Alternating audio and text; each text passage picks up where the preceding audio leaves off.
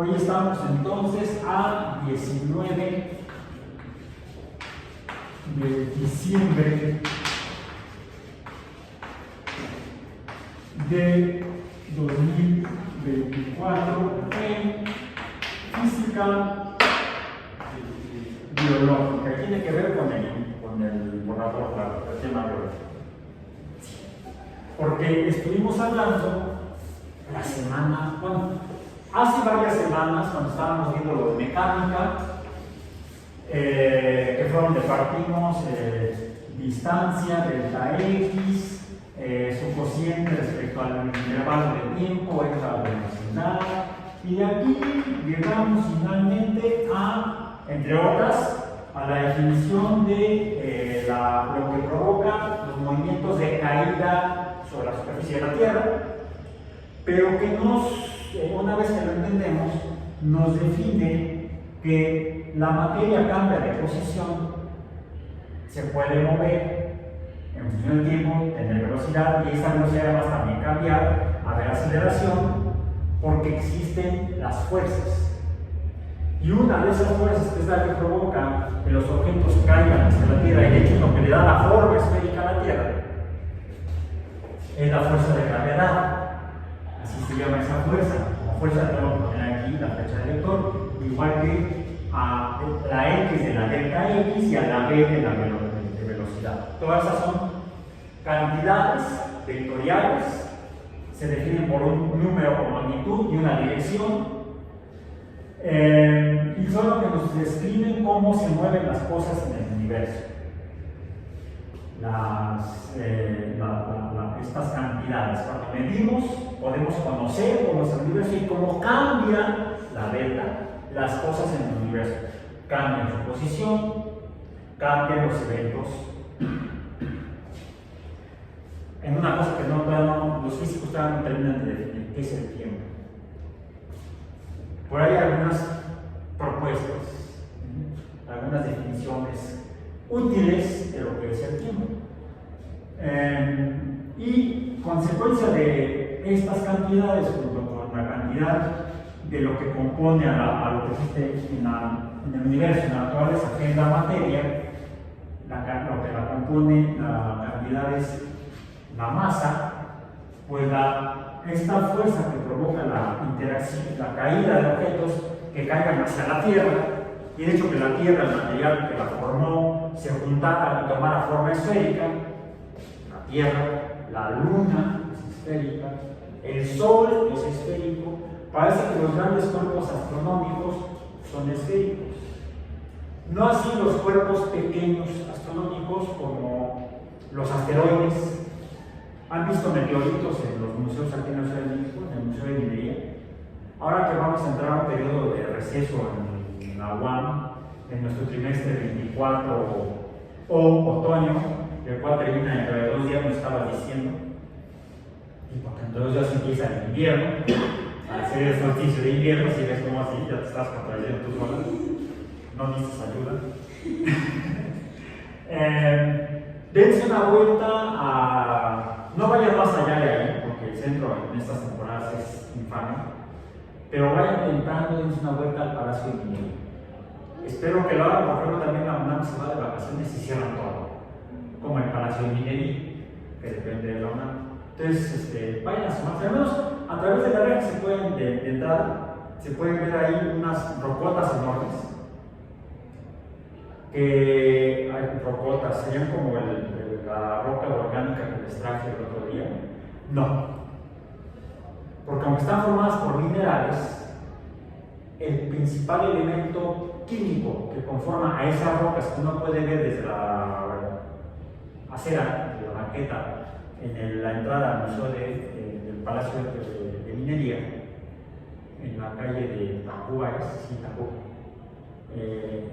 casi esquina con Eje Central, Lázaro Cárdenas, a una cuadra o antes de menos una cuadra, así está entonces el Palacio de Minería.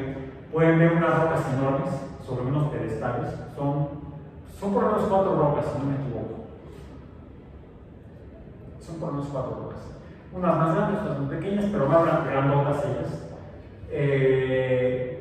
No no son como la roca volcánica, las rocas volcánicas que están. Si yo acerco el borrador, ¿dónde está el borrador? Ah, en la mano. Si yo acerco el borrador a cualquiera de esas rocas que están a la entrada, va a ocurrir lo que ocurre cuando pongo el borrador en el pizarrón. Se quedaría pegado. Nunca he llevado mi borrador, pero voy a llevar unos estos días de paso. A ver si me dicen algo. Porque está ocurriendo ahí algo. Esas rocas, finalmente, formaban parte del material a partir del cual se formaban los planetas y el Sol y todo lo demás que conforma el sistema solar. Solo que estas rocas originalmente no conformaban parte de la Tierra, andaban orbitando al Sol. Probablemente en el cinturón de asteroides, entre las órbitas de Marte y Júpiter. Pero como sus órbitas no son como la de ningún cuerpo astronómico alrededor de toda estrella, es muy difícil que las trayectorias orbitales sean circulares. Todas son círculos deformados, elipses, más o menos, más excéntricos o menos excéntricos. Todas las órbitas son elípticas, pues probablemente se crucen unas elipses con otras, y en ese momento dado, pues, un asteroide podría encontrarse con la Tierra en el camino a la órbita alrededor del Sol y terminar en el suelo en algún lugar en la Tierra. Y nada más cuando vean que eso suceda, háganse a un lado. Y si es muy grande, pues no importa que se hagan a un lado, porque nos va a pasar en un camino nosotros. Por más que se hicieron a un lado, fueron hechos a un lado de la historia geológica de la Tierra. Todo ese material, ya sea que haya conformado esos asteroides, o planetas, o satélites, o el Sol mismo, es materia que tiene masa que se juntó debido a una fuerza. Esta. F es un índice E mayúscula, la fuerza de gravedad. Y se debe a esa propiedad que tiene la materia, que es la masa. Dos cosas que tengan masa en el universo van a interactuar proporcionalmente a sus masas con esta fuerza. Mientras más grandes sean las masas, mayor será la fuerza con la que se acercarán. Es una fuerza atractiva o atrayente, vamos a decir. Digamos de atrayente, para no confundirnos en la semántica con el significado de atractiva, bonita, no. Si no es bonita, se te cae en la cabeza. Es atrayente. La fuerza de la gravedad es atrayente. Estas masas se atraen proporcionalmente a la magnitud de materia que las conforma de masa. Pero también, si están cerca, la fuerza va a ser grande. Si están lejos, distancia delta X, vamos a decir, la fuerza disminuiría. Quiere decir que entonces la proporción entre esta cantidad y la fuerza sería al revés. Grande el número la fuerza del número es pequeño. Entonces, esta delta X tendría que estar aquí, la podemos poner así, como delta X. Normalmente la ponemos como R. Porque finalmente, vamos a decir, ahí me falta un matemático, finalmente la Tierra es esferoide, podríamos idealmente, idóneamente interpretarla como esfera, y como esfera podríamos hacer un corte transversal en la parte media, pasando por el centro, tendríamos la línea del Ecuador. Si cortamos a través de la línea del Ecuador o de la línea del meridiano de Greenwich y su contraparte, tendríamos un círculo. La línea que pasa por el centro del círculo es el diámetro.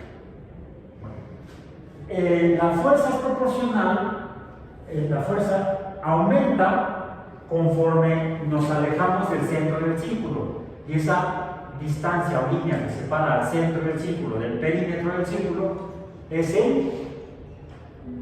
la que atraviesa es el diámetro, la que es la mitad nada más es el radio. Entonces este es el radio.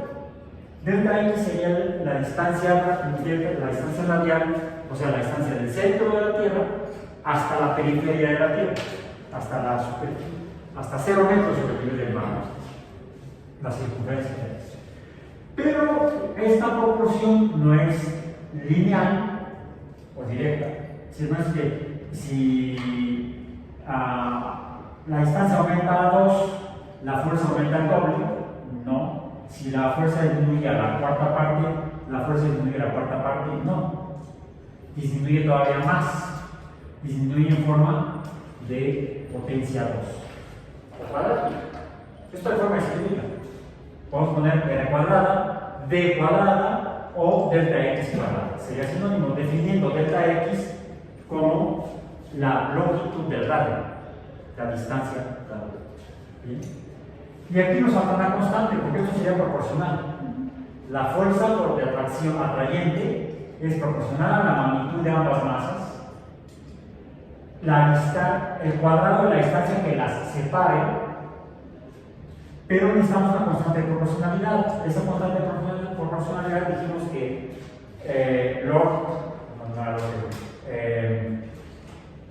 se me fue con el apellido inglés, Cavendish.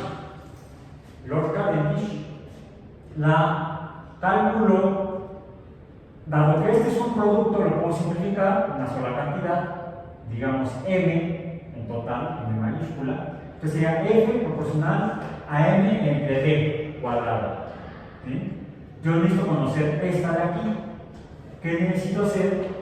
Pues la de espejo, decíamos, tendría g, esta es g, y Cavendish la calculó midiendo la fuerza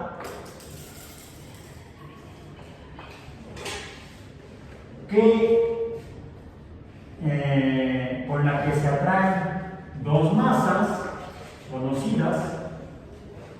¿Sí? Si aquí está multiplicando, pasa acá dividiendo, y esta que está dividiendo pasaría acá multiplicando, y colocándolas a una distancia conocida elevada al cuadrado. Y así como Lord Cavendish calculó la G. De esta manera podemos predecir la fuerza con la que cualquier par de masas se atraen entre sí. El problema se complica y por eso Newton dijo: hasta aquí llegué. Si en lugar de que sean dos masas que fueran tres, podríamos calcular la fuerza de atracción entre la Luna y la Tierra.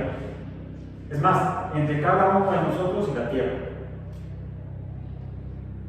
Pero ya, si decimos, bueno, ¿y cómo nos atraemos tu masa y mi masa y además la Tierra? Ya sería una función no con dos variables de masa, sino con tres variables de masa. Entonces se complica. Y ahí mismo tiempo hasta aquí. Actualmente, afortunadamente, con los equipos de cómputo podemos hacer el cálculo de F subíndice G para una multitud de masas. Pero al menos podemos hacerlo respecto a dos masas, que fuera lo que hizo Cavendish y luego calcular la constante gravitacional. Así se llama. Bueno, esta fue la primera parte del curso. Seguimos avanzando y la semana pasada hablamos de otra fuerza, aquella que producen las cargas voy a empezar con las más básicas, que son las resinosas o negativas, y las cargas vítreas o positivas, las cuales también tienen aquí una atracción. Hay una fuerza atrayente. La cual también se puede cuantificar, y se cuantifica porque la fuerza eléctrica, estas son cargas eléctricas, F subíndice Y, también se hace una fuerza de índice vectorial, pues es tan grande la fuerza atrayente como las cargas presentes, un menos o más. Lo vimos con el globo y el papel, el globo y la copa, vemos que se atraen, y vimos que también mientras más cerca estén, mayor será la atracción. Mientras la distancia sea más pequeña, la fuerza será más grande. Si la distancia aumenta, si se hace grande la distancia, la fuerza disminuye. Se comporta igual que la fuerza de gravedad, tiene la misma forma matemática. Porque además la distancia también es cuadrática. Incluso podríamos decir entonces, así como toda cosa que esté alrededor de la Tierra es atraída por la Tierra, yo salgo y la Tierra me atrae. Necesito una fuerza mayor para alejarme, aumentar mi distancia.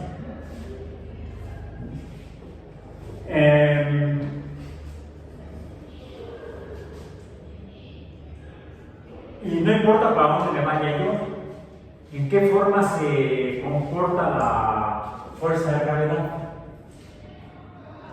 Esférica, en los tres ejes cartesianos, en forma radial. Por eso decimos que es el radio, delta X es el radio, porque la fuerza se distribuye de manera radial.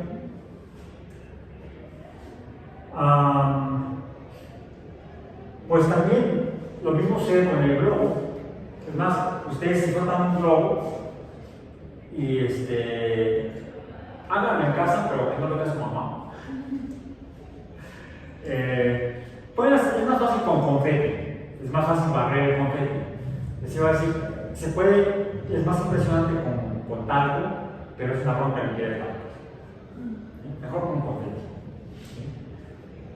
Tomen un globo, inflenlo, frótenlo y arrojen para arriba, alrededor del globo, confeti. Y van a ver cómo se atrae de las tres dimensiones, pero en forma radial.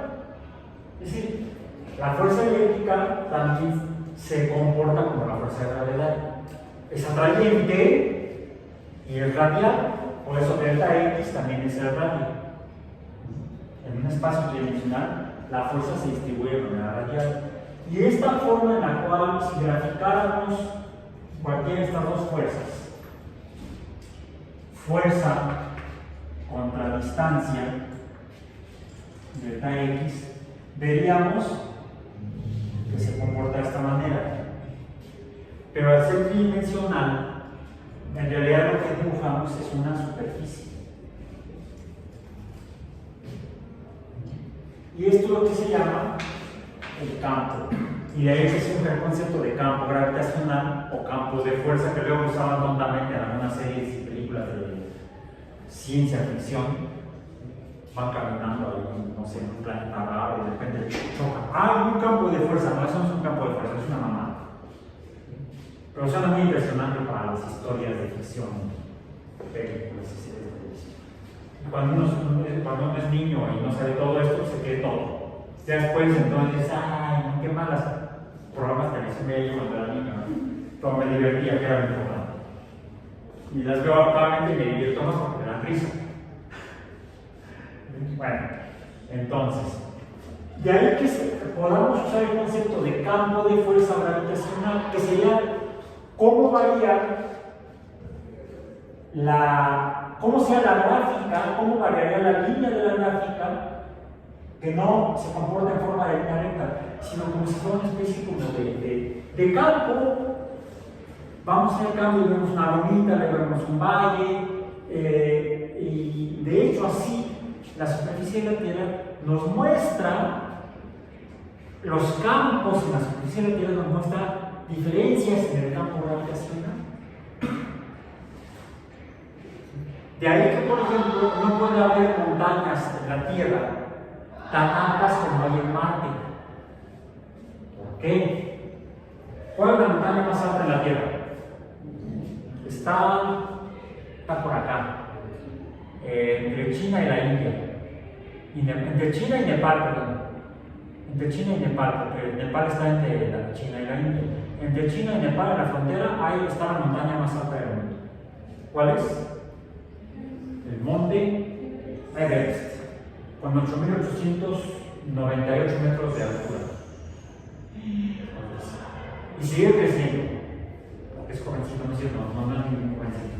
Pero se forma la cordillera del Himalaya por la tectónica de placas, en la cual la placa de la India está colisionando con la placa esa placa de la región de Asia, y al chocar, las dos placas se enciman una sobre la otra, se elevan juntas, entonces el Everest sigue creciendo, sigue aumentando su altura, pero no puede llegar a ser muy alto, porque la masa de la Tierra atrae a la masa que forma la montaña. Y entonces tiende a aplastar. No pueden crecer tantas montañas en la Tierra.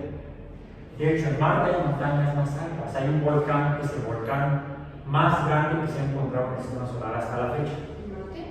En Marte. No me acuerdo, pero googleé Monte Olimpo, no el que está en Atenas, no el de los dioses del Olimpo. Monte Olimpo en Marte. No me acuerdo la altura, y como no he dado el curso de astrobiología, no lo he repasado. ¿Y para qué memorizo si está en internet? También lo tengo ahí en mis libros, pero no tiene rato que no lo veo. Monte Olimpo en Marte, ¿qué altura tiene? 21 kilómetros, 21.000 metros. 21 kilómetros. ¿Cuánto es eso? Como de aquí a mi casa, pero por el circuito interior. O sea, de línea recta. No, de aquí a Tlatelolco son como 13 kilómetros en línea recta. Pero como no hay una calle que venga de allá para acá, pues cuando veo un carro me vengo por el circuito interior o por el eje 1 que rebotemos y luego puede ser el eje 8 y el eje 6 sur. Porque no hay una línea recta que junte Tlatelolco con Iztapalapa. Había una calzada que unía Tlalpan con Tenochtitlan, estamos hablando al principio de Tenochtitlan. Era una línea recta, pero era artificial. ¿Cómo qué distancia hay de más o menos del centro de la ciudad al Estadio Azteca? Son como 20 kilómetros. Y ahí es donde corría la calzada de Tlalpan, que existía desde tiempos prehispánicos. No estaba el Estadio Azteca. Y los aztecas no se llamaban aztecas, se llamaban mexicas. Fueron los gringos los que el siglo pasado le pusieron el siglo antepasado, en el transcurso del siglo XIX, unos arqueólogos historiadores gringos de las universidades de la Ivy League, siendo malos para el español y peores para el náhuatl, decidieron a los mexicas Tenochcas, pídanle un gringo que lo mencione. Fue más fácil que le pusieran a ver dónde llegaron las aztecas. Ellos inventaron el término azteca. Del Estadio Azteca al centro de la ciudad son más o menos como 20 kilómetros. Es mucho. En cambio, 9 kilómetros, que es de la base a la cumbre del Everest, sería más o menos del centro de la ciudad a por ahí por donde está la estación norteña del metro. Más o menos. O sea, del centro de la ciudad a la Colonia del Valle. Son como 9-10 kilómetros más o menos. No, un poco más. Es a Plaza Universidad. O sea, un poco más alto. Y me acuerdo porque yo llevaba a mi perro a entrenamiento cuando tenía 1 año de edad. Nos íbamos caminando de Tlatelolco a Plaza Universidad, a la tienda de cosas para mascotas que hay ahí, donde daban cursos de entrenamiento a personas para que aprendan a manejar perros. Decían que el entrenamiento del perro no era, el entrenamiento era para la gente. Entonces, nos íbamos caminando de Tlatelolco hasta la tienda, y son 10 kilómetros. Hacíamos. ¿Todo eso caminando? Sí. Pues por la terminal sí. No, es un Alaska Malamute. Son de los perros árticos, los Alaska y los Huskies. Yo tengo un husky. Tienes un husky, bueno, los Alaska y los husky, recordemos que evolucionaron acá arriba. Los Alaska Malamute en Alaska y los huskies siberianos en Siberia. En ese tiempo, estos eran una sola tierra, estaban conectados por un puente de hielo. Entonces, provienen de la misma raza de lobos, los Alaska y los husky. Solo que cuando se derrite el hielo y se separan América, se forma el estrecho de Bering, se separa Alaska de Siberia, empieza a haber una diferenciación por los humanos que criaron en el bosque, en el norte de la actual Rusia, en Siberia, a los huskies siberianos, y los Inuit en la zona de Alaska y norte de Canadá, a los Alaska Malamutes. El Alaska Malamute es más grande que el husky. Es más, no, fíjate que es más cuadradito el husky. El Alaska Malamute es más esbelto. Pero al ser más grande se ve más impresionante. Y luego hay Alaska Malamute de pelo largo y de pelo corto. El mío es de pelo corto. Entonces, y esos, ahorita ya está grande, ya está viejito, tiene 9 años, ya se cansa.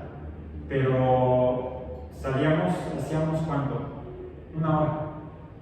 Porque íbamos a paso de perro. Un humano camina más o menos a una velocidad de 5, a paso vivo, 5 kilómetros por hora.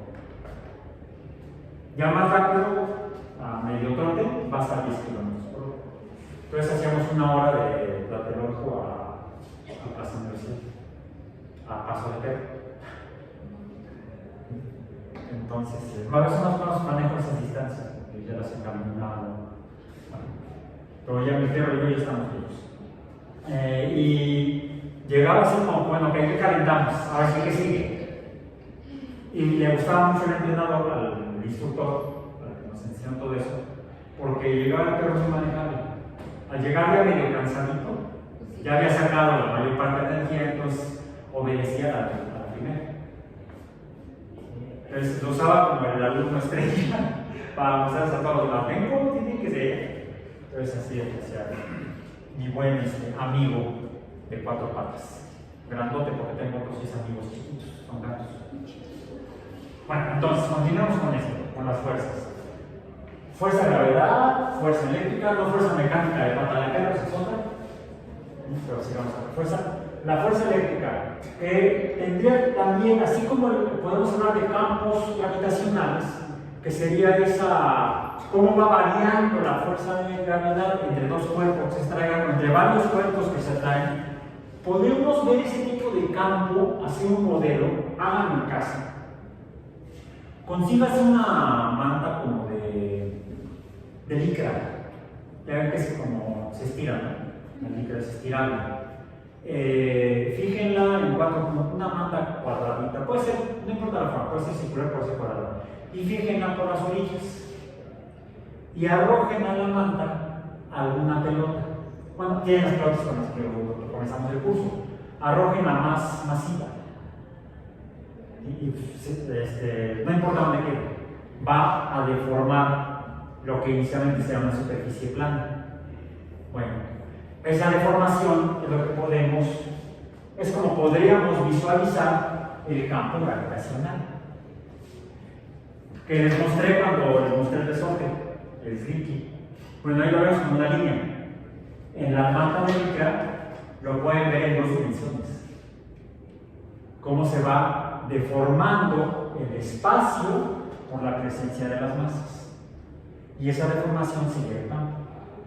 Bueno, si la forma de la ecuación o fórmula o función gravitacional es esta, y la de la eléctrica es matemáticamente igual, ¿sí? El producto de 2 cosas entre el cuadrado de la distancia que separa esas 2 cosas por una constante que la podemos obtener si provocamos que 2 masas conocidas a las que carguemos eléctricamente midamos cómo se atraen a través de la fuerza gravitacional, pero no por las masas, sino por 2 masas iguales, pero las cargo, una positiva, otra negativa, una de vidrio, una de látex, y mido con un dinamómetro la fuerza con la que se atraen. Puedo calcular esta fuerza. Despejo la acá igual que aquí, sería la fuerza, que sería la fuerza gravitacional por la distancia, el cuadrado de la distancia entre el producto de las masas me da la constante gravitacional. Si lo que tengo es la fuerza entre cargas, que la puedo medir inicialmente mediante la fuerza que ya sé con la que se atraerían por masas, gravitacionalmente 2 masas, pero lo que hago es que esas masas las cargo eléctricamente, voy a poder calcular esta fuerza. como conozco la distancia a la que están, y puedo entonces calcular la constante eléctrica. Y es así como se obtuvo la ecuación de Coulomb.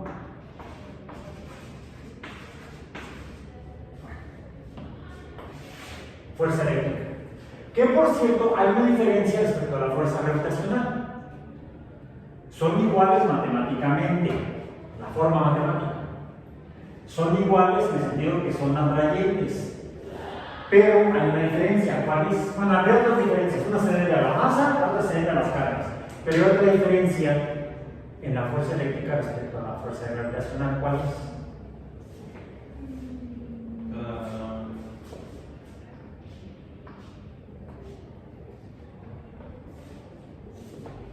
Masas solamente hay de un tipo. Cargas hay de dos, positivo y negativo. Cuando son diferentes, la fuerza es atrayente.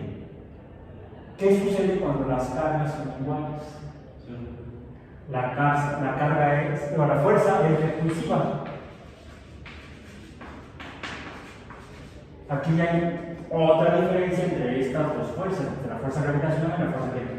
La fuerza gravitacional solamente se ha detectado hasta ahorita en el universo como atractiva. Nadie ha encontrado, vamos a decir, antigravedad o la fuerza que empuja en lugar de que atrae, que sea repulsiva, no se ha encontrado. No hay evidencia de que exista, entonces decimos no existe la antigravedad en la fuerza gravitacional repulsiva.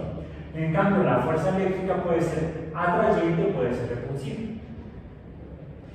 E hicimos un experimento que reprodujimos el experimento de Christian Ørsted, en el cual movimos cargas eléctricas por un conductor y vimos que la aguja de la brújula se movía. ¿Vieron ya el video? Está en YouTube. ¿Sí? Digo, porque aquí lo vieron nada más dos compañeros que lo vinieron, ¿no? Pudieron ver el movimiento de la aguja de la brújula cuando la corriente eléctrica pasaba a lo largo del conductor.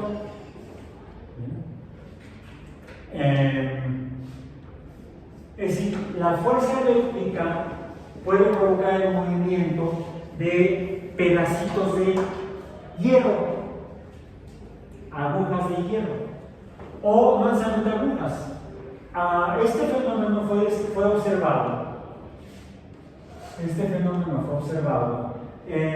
Al menos en dos lugares en la Tierra, por dos culturas diferentes.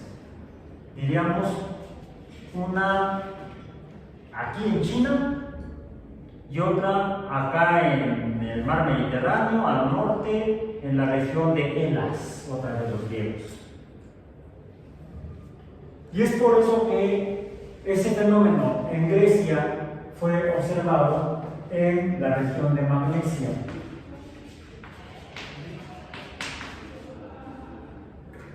En la región de Magnesia se observaban algunos materiales como férreos, como rocas de hierro, que son como los meteoritos que están en la entrada del Museo del Palacio de Minería. ¿Sí? ¿Cómo sé que son de hierro? Porque ahí dice en la placa que son de hierro. Pero además, afortunadamente parece que les cortaron algunos pedazos. Yo fui para analizarlos en laboratorios de mineralogía de la universidad, y se ven los cortes, y en los cortes que quedan, aunque están todos manoseados, están muy alisados, se ve que es metálico. Y si uno acerca una brújula a esos meteoritos, a esos asteroides, la brújula también apunta hacia la roca, porque son unas rocotas enormes, son unos pedazotes de hierro grandotes.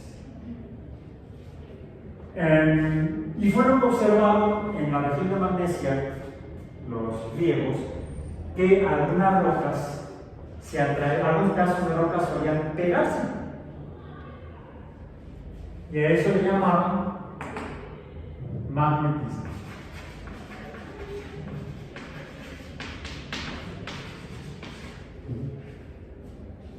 ¿Qué fue lo que evidenciamos cuando la vez pasada les mostré, tomé de esas cintas que salen del empaque del refrigerador, de la puerta del refrigerador? Son cintas largas. Son pedacitos. Si podría haber estado así, larga.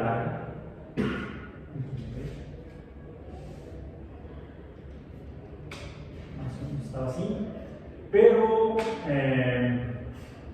este lo corté en cachitos. Por eso lo puse a esta. Todos tienen una línea y parece la cara. Y se quedan pegados. ¿Por qué no se caen? Porque debe haber una fuerza que evita que la eviten. Una fuerza como la fuerza eléctrica que mantenía el globo pegado, que no caía, pero en este caso no es el globo. Son cosas que se quedan, no gravitan. En otras palabras, aquí hay fuerza. Esto tiene una fuerza, dado que es como lo que observaban en la amnesia los griegos y le llamaban magnetismo, podríamos llamarle fuerza magnética. El mismo fenómeno fue observado en China, donde veían que eran algunas rocas que al procesarlas, al manipularlas, veían que tenían hierro o eran de hierro. Cuando las levantaban y las amarraban en un hilito, solían orientarse. Si era la roca alargada, se orientaba hacia el norte. Y hacia el sur, vamos a decir, es una cosa larga y podría estar este-oeste, o norte-sur, o para arriba para abajo, o ni norte ni sur, ni este ni oeste. No.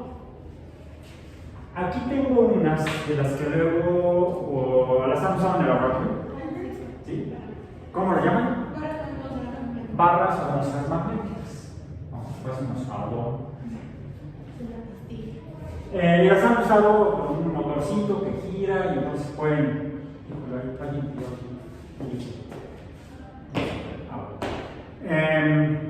Espero que se haga. Las ponen encima de la parrilla magnética y se acomoda de acuerdo. Debe haber un imán abajo en un motor que si uno lo prende empieza a girar. ¿Eso cómo funciona, por cierto? Ahorita lo vamos a ver, si podemos contestar. 5 minutos. Fíjense lo que va a ocurrir cuando ponga yo esta mosca magnética o barra magnética que tiene una especie de cinturón en medio. Afortunadamente es alargada. A diferencia de una roca que podría ser informe, amorfa, ¿sí? Esto tiene un lado más largo que los otros dos. La voy a colocar. Antes, otra vez un par de testigos o testigas. ¿Quién quiere pasar aquí a que vea la brújula cómo está? Para que me crean los que están ahí. ¿Sí? ¿Pasas? Aquí a ver la brújula. Vamos a acomodarla bien. Vamos a ponerla aquí. Y el norte está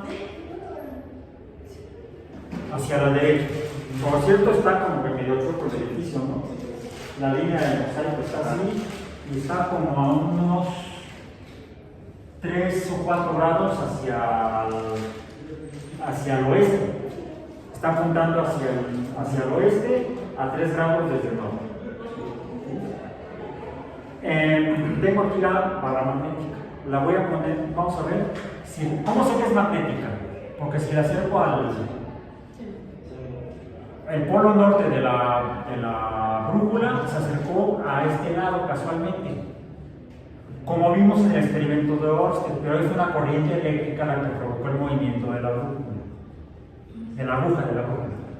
En otras palabras, la corriente eléctrica efectivamente sí produce un campo, una fuerza magnética.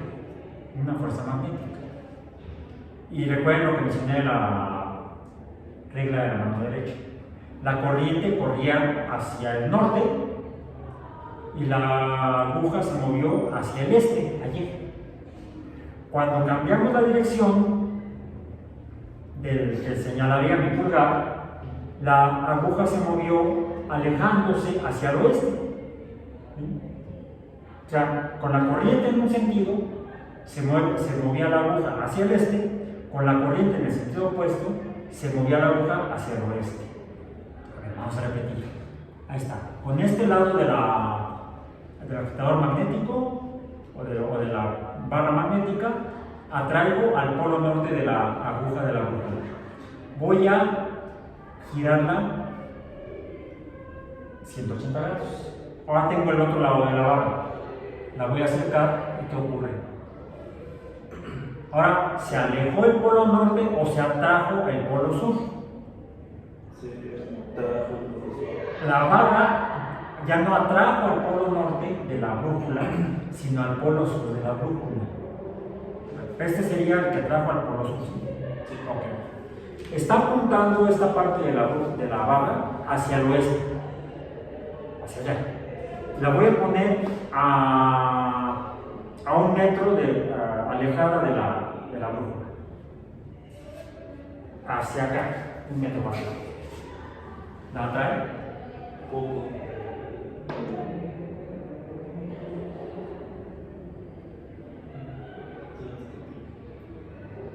Ahí empieza a traer. Se está comportando como la fuerza de gravedad y como la fuerza eléctrica en forma atrayente este lado hacia el polo sur y empujando, alejando al polo norte. La voy a voltear otra vez. La alejo 90 centímetros, 60, 30 y ahora está atrayendo. Conforme se reduce la distancia, la mueve más. Se reduce la distancia, aumenta la perturbación o fuerza. No te vayas todavía. Palabras.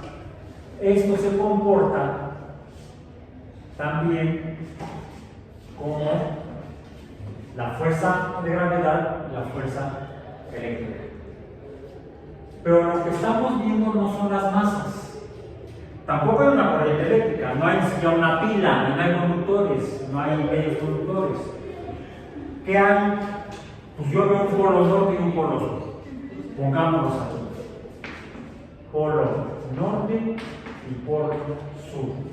Y entonces se produce una fuerza atrayente.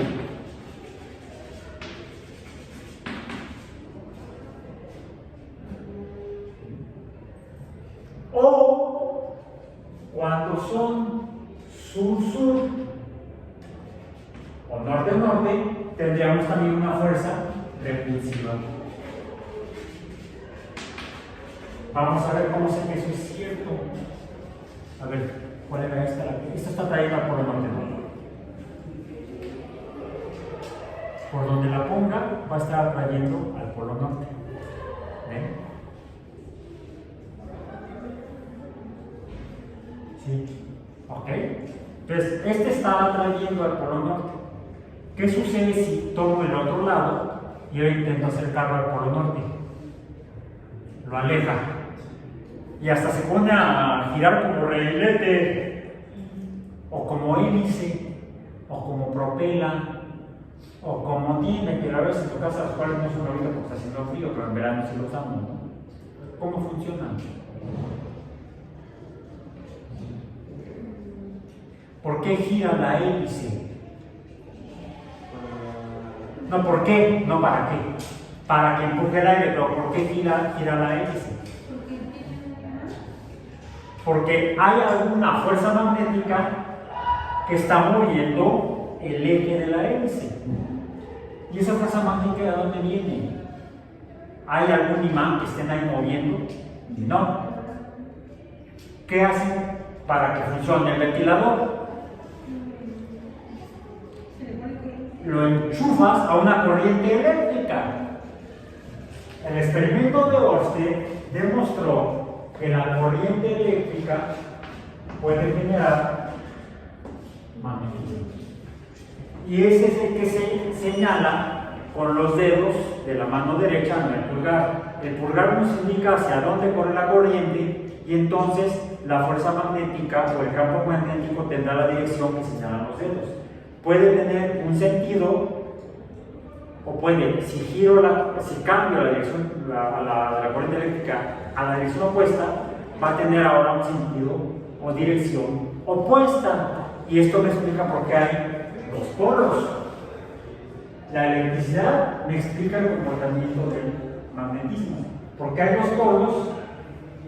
Porque se manifiestan dos formas, una en un sentido y otra en otra, cuando ese magnetismo es producido por la corriente eléctrica.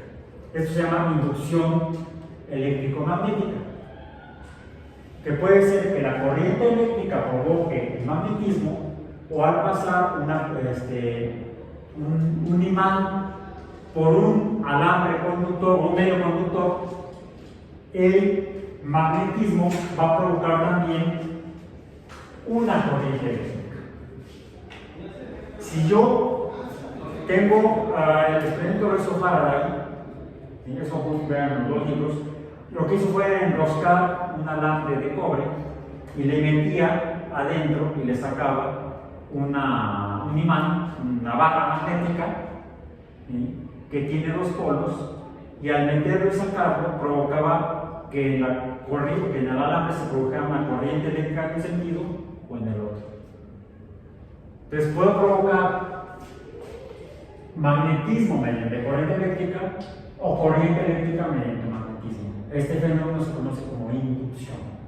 El magnetismo induce corriente eléctrica y la corriente eléctrica induce magnetismo. Y algo más. ¿Cómo sé que esta barra tiene efectivamente dos polos? A ver, vamos a identificar otra vez los polos. ¿Cuáles son? Ok. Este extremo está atrayendo al polo norte. Voy a colocar la barra orientada oeste. Afortunadamente tiene como cinturón. Con las barras que son completamente lisas, pues un poco más de trabajo. Y la voy a poner aquí en el piso. Espero que funcione. ¡Ay, no! Bueno, fíjate. Acércate. Dime qué pasa. Se ve muy poco, pero ¿qué pasa? Como que, aunque la quiero poner en una línea, se mueve un poco así. Es que parece que o es demasiado masiva y la luz la está trayendo. Aquí tengo una más pequeña. Vamos a ponerla aquí. En esta más claro. ¿Qué sucede? Se gira. Este sería entonces el polo sur de esa barra magnética y el del lado derecho es el polo norte de la barra magnética. Esta prueba es que es más masiva, entonces aquí se hace más patente, se manifiesta más la fuerza de gravedad y la fricción de la mesa. No, de la mesa, digo, la fricción del piso. Estaba yo pensando, ¿qué sucede si la pongo en la mesa? Pero necesito que sea una mesa donde no haya hierro, porque si la pongo en el hierro, miren lo que pasa. Voy a ver si funciona aquí a pesar de la... Ahí está, se ve un poco más. Bueno, aquí está cayendo, aquí está la fuerza de gravedad, la está tirando. De madera. Ahí está. Pero, ¿sabes? Tiene un soporte metálico. Traten de hacerlo en casa, ¿sí?, o en el laboratorio. A veces vayan al laboratorio, a ver si vamos el año que entra, literalmente. Pedimos unas barras magnéticas prestadas y buscamos donde hay menos, donde esté más lejos la cubierta de madera de la mesa de la estructura metálica de acero, de hierro, de la base de la mesa, y ahí podemos colocar la barra magnética o arriba de un vaso de precipitado invertido. Un vaso grande, un vaso de 2 litros, lo ponemos invertido, nos queda la base del vaso como superficie, como mesa. Podemos poner la mosca perpendicular, orientamos este-oeste, y la mosca va a girar se va a acomodar según la posición de sus polos magnéticos. Todo material magnético tiene dos polos, norte y sur. Yo aquí tengo de hecho otro imán, otro magneto, imán o material magnético. que se cayó de uno de esos adornos del refrigerador o recuadritos del refrigerador. Porque, ¿cuál es la diferencia respecto al ajustador magnético, a la barra magnética? Pues que esta es más larga y esta parece moneda. Bueno, esta también tiene dos polos, pero están en las superficies planas. Por eso es que lo ponemos con esta superficie plana en la puerta metálica del refrigerador, o puede ser del horno, de la estufa, cualquier material que tenga hierro. Aquí también va a tener un polo norte y un polo sur. Podemos identificarlos, por ejemplo, si lo acerco a una brújula, esta superficie sería el polo sur de este magneto, llamándolo como se quiera llamar, y la otra cara sería entonces el polo norte. El polo norte atrae al polo sur. Si lo volteo, ahora el polo sur va a empujar al polo sur. Polos iguales se repelen, polos diferentes se atraen. Y hay otro detalle: no todos los metales presentan magnetismo. Por ejemplo, aquí tengo el pedazo de alambre de cobre y el fusible de zinc. ¿Sí? ¿Dónde está el fusible? Está en otra parte. Bueno, aquí tengo un pedazo de aluminio. Vamos a ver. ¿Los podría traer con el fuerza magnética? No. El cobre y el aluminio no son magnéticos. El hierro del clavo sí lo es. Y hay otra cosa: el magnetismo puede inducir magnetismo. Y es como actualmente se hacen las brújulas, no como las usaban los chinos. Los chinos tomaban rocas de magnesio, de hecho se llaman magnetita. Magnetita es el material, el mineral férrico que tiene hierro natural que presenta magnetismo. Por lo general es hierro oxidado, son óxidos de hierro. Esos de manera natural presentan el magnetismo. No todo el hierro presenta magnetismo. Es más, si tomamos un pedazo de magnetita, que es óxido de hierro, y lo calentamos casi hasta fundirlo, pierde el magnetismo. El magnetismo depende de la temperatura, en el caso del hierro. Y en otros metales no presentan magnetismo. El cobre no se pega, el aluminio tampoco, el hierro sí, el zinc tampoco, yo tampoco. Sin embargo, sí, prácticamente todo material es magnetizable, pero en condiciones diferentes. Y eso nos identifica tres tipos de magnetismo de acuerdo a en qué condiciones la materia presenta las fuerzas magnéticas. Por cierto, aquí me falta la constante. También se puede calcular. ¿Cómo? Pues en lugar de usar la masa, uso la corriente, cargo un conductor eléctrico, que fue como lo que hizo Ørsted, y puedo medir la fuerza con la que se atraen dos materiales a través de los cuales estoy generando un campo magnético o fuerza magnética mediante corriente eléctrica. Y es como se calculó la constante magnética. Ahora, los diferentes materiales pueden presentar diferentes tipos de magnetismo, pero hay una sola fuerza, la fuerza magnética, que a veces se presenta de manera así natural, sin que nada suceda, como en el caso de la magnetita, que en este caso se llama ferromagnetismo, porque la magnetita es férrica, depende de que exista fierro, y ese es el ferromagnetismo. Podría haber otros materiales que presenten, otros elementos químicos o minerales que presenten ferromagnetismo, pero no es el caso del cobre, no es el caso del aluminio. Esos otros materiales pueden presentar dos tipos de magnetismo, que serían el paramagnetismo y el diamagnetismo. El paramagnetismo se produce cuando algún material manifiesta esa orientación magnética, manifiesta un campo magnético. Esa orientación, esa fuerza también la podemos representar o interpretar como un campo, presentan magnetismo o la manifestación del campo magnético cuando se encuentran bajo efecto de otro campo magnético. Se revela su campo magnético a través de la presencia de un campo magnético más grande. Y entonces se llama paramagnetismo o semejante al magnetismo.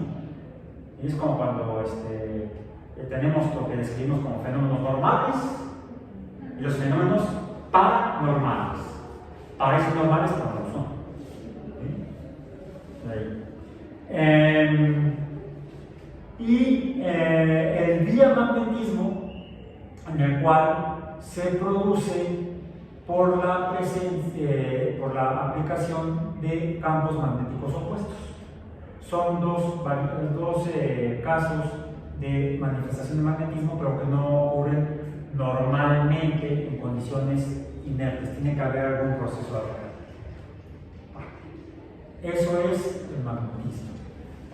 Una fuerza que tiene matemáticamente la misma forma que la electricidad y que la gravedad, que la fuerza eléctrica, que la fuerza eléctrica, que la fuerza eléctrica, que la fuerza de gravedad, que al igual que la fuerza eléctrica se distingue de la fuerza de gravedad porque puede presentar como la fuerza eléctrica, puede presentarse de manera atrayente y de forma repulsiva, pero hay una diferencia entre estas dos.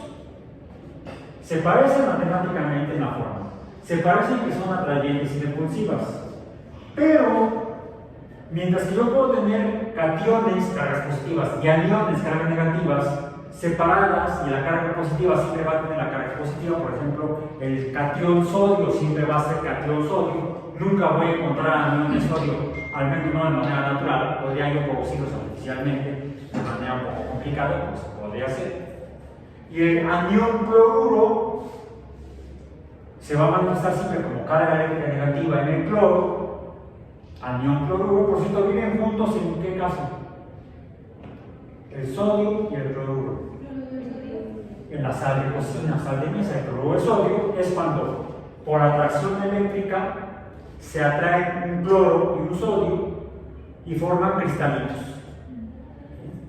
Pero si los pongo en el agua, ¿qué sucede? Se separan y va la carga sola del sodio por un lado y la carga negativa del cloro por otro. Existen, vamos a decir, como cargas independientes. En el caso de los polos magnéticos, son totalmente dependientes uno de otro. Siempre que haya algún material magnético, siempre va a tener dos polos. Decimos que son bipolares, no porque presenten problemas de conducta, sino porque tienen siempre un polo positivo y un polo negativo, un polo norte y un polo sur. Eso es artificialmente el nombre que le ponemos. Así como Franklin dijo positivo o negativo, los físicos dicen norte-sur, no importa si es natural o artificial, no importa si es férmico o por corriente eléctrica. Habrá un polo positivo, un polo norte, y un polo sur. Y siempre habrá un dipolo. No han encontrado hasta la fecha los físicos la existencia de monopolos magnéticos. Entonces hay una diferencia entre el magnetismo y la electricidad. Además, estos originalmente los tenía yo más largos, pero para una de las clases los partí para demostrar que cuando yo rompo una barra magnética en dos, no me quedo con el polo norte en una mano y el polo sur en el otro, sino cada pedazo más corto va a tener su polo norte en un extremo y su polo sur en el extremo opuesto. Por más que los cortemos, siempre habrá un polo norte y un polo sur. Y hoy vayámonos al polo. No sé a dónde, no, pues vamos a otro asunto. Por hoy terminamos.